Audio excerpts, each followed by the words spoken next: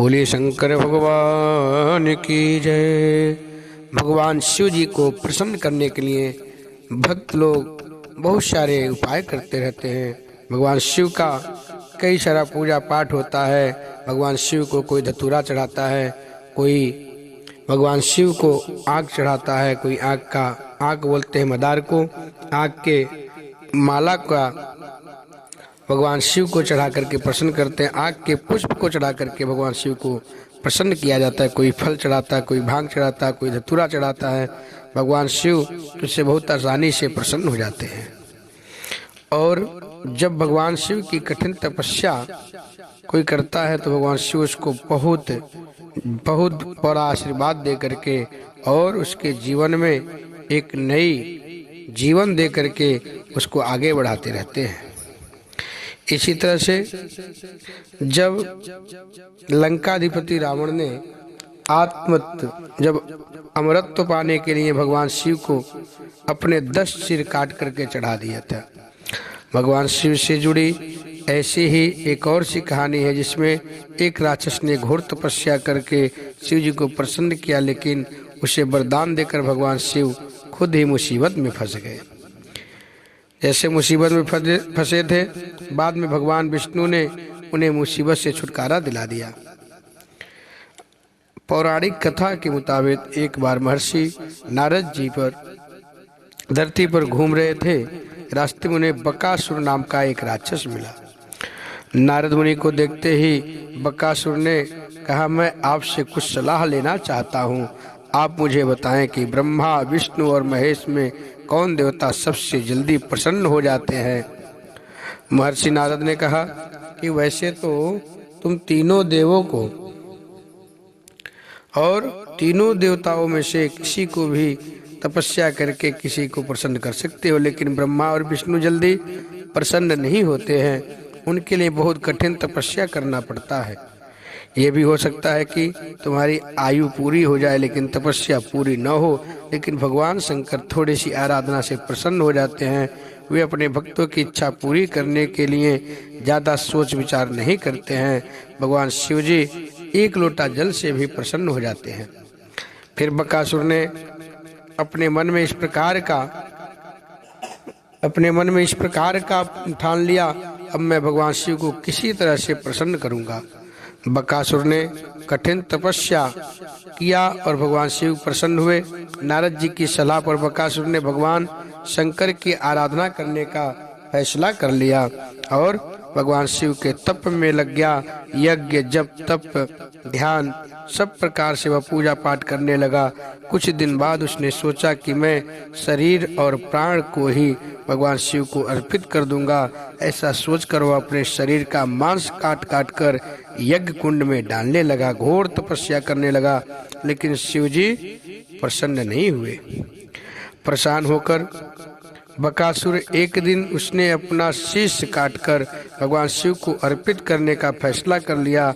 स्नान ध्यान कर जैसे ही उसने खड़क उठाकर अपना शीश काटना चाहा तो भगवान शिव वहाँ प्रकट हो गए और बोले, तुम्हारी कठिन तपस्या से मैं प्रसन्न हूँ, मैं तुम पर बहुत प्रसन्न हूँ, वरदान मांगो। तो बकासुर भगवान से वरदान मांगता है। बकासुर हाथ जोड़कर भगवान शिव के सामने बोला, हे भगवान शिव, हे श्री हरि, मेरे सत पर हाथ रखे और मुझे ऐसा वरदान दीजिए कि मेरा मृत्यु न हो, उसकी मृत्यु न हो। शिव जी बकासुर को ऐसा वरदान दिए, तुम जिसके सर पे हाथ रख दोगे उसकी तुरंत मृत्यु हो जाएगी। शिव जी ने बकासुर की यह मांग सुन करके चिंता में पड़ गए, लेकिन वरदान देने पर देव मर्यादा का उल्लंघन हो जाता। शिव जी बकासुर से बोले कि तुम्हारी तपस्या व्यर्थ नहीं जाएगी, तुमने मुश्किल वरदान की कामना से तपस्या की थी, इसलिए तुम्हें तपस्या का भी बहुत कठिन से कठिन तपस्या किए हो और तुम्हें कठिन तपस्या करनी पड़ी। जाओ, जैसा वर चाहते हो वैसा ही मिलेगा। वरदान पाते ही बकासुर की आसुरी वृत्ति जाग गई, क्योंकि वो तो राक्षस था। राक्षस प्रवृत्ति उसका जाग गया। उसने कहा कि हे प्रभु, आपके वरदान की सत्यता की परख के लिए मैं परीक्षा लेना चाहता हूँ। इसीलिए पहले आपके सिर पर हाथ रखना चाहता हूँ और आप पे ही मैं इसको देखना चाहता हूँ कि आप जो वरदान दिए हैं वह काम का है कि नहीं। मैं आपके सिर पर हाथ रखकर देखना चाहता हूँ कि इस वरदान की कितनी सच्चाई है। भगवान शिव ने सोचा कि यह राक्षस कुछ नहीं सुनेगा। जब बकासुर शिव जी के सिर पर हाथ रखने के लिए आगे बढ़ा तो वह वहां से भागने लगे और वह राक्षस भगवान शिव के पीछे दौड़ने लगा। भगवान शिव जी भाग रहे हैं और बकासुर राक्षस भगवान शिव के पीछे पीछे दौड़ लगा रहा है। बकासुर को क्रोध बढ़ गया। वह पीछा करते हुए चिल्लाया कि महर्षि नारद की तरह आपने भी मुझसे छल किया है। वरदान की परीक्षा से डर कर क्यों भाग रहे हैं? शिव जी भूमंडल छोड़कर पाताल लोक और फिर देवलोक तक भागते रहे, लेकिन बकासुर उनका पीछा छोड़ने को तैयार नहीं हुआ था। आखिर में भगवान शिव विष्णु लोक को पहुंचे और विष्णु जी को अपने परेशानी बताई। भगवान विष्णु ने हंसकर कहा कि कुछ भी परेशानी हो, आपके वरदान की सत्यता तो है ही है। आप जो वरदान दिए हैं वह सत्य है और उसमें शक्ति भी है। ऐसे कह करके हंसते हुए बोले आपकी सत्यता तो सिद्ध करनी होगी। भगवान विष्णु ने योग माया से एक वृद्ध तेजस्वी ब्रह्मचारी का रूप बनाया और बकासुर की ओर चल पड़े। भगवान विष्णु को जब बकासुर आता हुआ दिखाई दिया तो उन्होंने आगे बढ़कर उसे प्रणाम किया। उन्होंने कहा बकासुर से कहा कि असुर राज कहाँ भागे जा रहे हो? लगता है कि आप बहुत थक गए हैं। अपने शरीर का थोड़ा विश्राम दीजिए और आराम कीजिए। आप सब प्रकार से समर्थ हैं, फिर भी मेरे योग्य कोई काम हो तो बताएं। अक्सर लोग अपने मित्रों को और सहायकों से ही अपने काम पूरा करा लेते हैं। एक तेजस्वी ब्रह्मचारी की बातें सुनकर बकासुर ने शिव जी के वरदान उसकी परीक्षा की बात बताई। इस पर ब्रह्मचारी हंसा और कहा कि तुम किसके वरदान की परीक्षा लेना चाहते हो? शिव जी का? शिव जी का तो अपना कोई घर ही नहीं है। वह खुद भूतों प्रेतों के साथ घूमते रहते हैं। वह भला किसी को क्या वर देंगे? वर देने वाले तो ब्रह्मा और विष्णु ही हैं। भगवान विष्णु ने बकासुर से कहा कि तुम्हें वरदानी होना था तो ब्रह्मा या विष्णु के पास जाते। यहाँ तो तुम्हारा सारा तपस्या बेकार हो गया। बेकार दौड़ रहे हो। वरदान देने वाला तो खुद इतना शक्तिशाली होता है कि उसके वरदान का असर खुद उस पर नहीं हो सकता है। उन्होंने तो तुम्हें झूठा वरदान दिया है।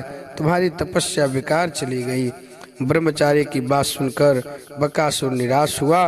उसका मनोबल टूटा वहाँ, और जैसे मनोबल टूट गया वह कहने लगा कि मुझे तो देवर्षि नारद जी शिव जी की आराधना करने को कहा था। ब्रह्मचारी ने कहा कि तुमने नारद मुनि पर कैसे भरोसा कर लिया? वह तो ऐसे घुमक्कड़ साधु हैं जो सभी को उल्टी सलाह देते हैं।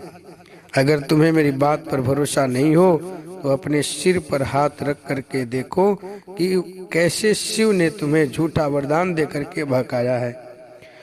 अब तो बकासुर ब्रह्मचारी के पूरे बातों में फंस गया और राक्षस बकासुर का मनोबल टूट चुका था। उसे ब्रह्मचारी की बात पर भरोसा हो गया कि शिव जी ने उसके साथ छल किया और झूठा वरदान दिया है। उसका अपने जीवन में कोई अस्तित्व नहीं है, ऐसा सोच करके वह परीक्षण करने लगा। और बकासुर उस वरदान की सत्यता का परीक्षण करने के लिए अपने हाथ को अपने सर पर रख लिया और उसी समय सर पर रखते ही वह भयंकर अग्नि पुंज प्रकट हुआ और बकासुर उसमें भस्म हो गया। भगवान शिव और विष्णु जी और बकासुर की इस कहानी में जीवन का अहम सार छुपा हुआ है। कहानी सीख भी देती है कि बिना किसी सोचे विचारे किसी काम को नहीं करना चाहिए, किसी को कुछ देना नहीं चाहिए और पाने वाले का कृतज्ञ होकर के दाता को ही संकट में डालने का ऐसा भी नतीजा होता है। तो भगवान की लीला तो अपरंपार है, उनके सामने किसी का नहीं चलता है। तो बकासुर वही भस्म हो गया और बकासुर जो है इतना कठिन तपस्या किया तो अब शिव जी को प्रसन्न कर लिया और ऐसा वरदान मांग लिया, भगवान शिव ही उसमें फंस गए।